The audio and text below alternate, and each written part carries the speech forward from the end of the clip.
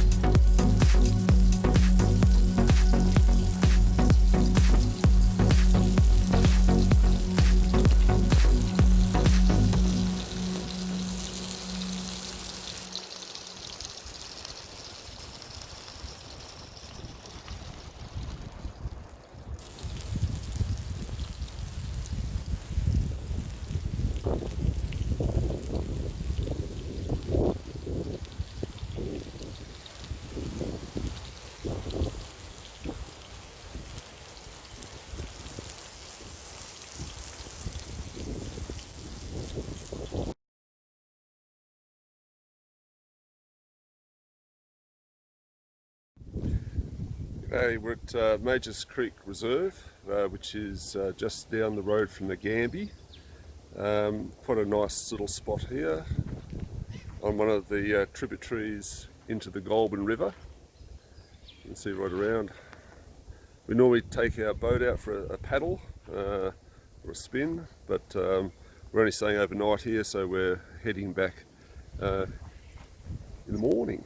So the time we've got here is it's a bit windy, a bit dusty, but no flies. So yeah, not too bad actually.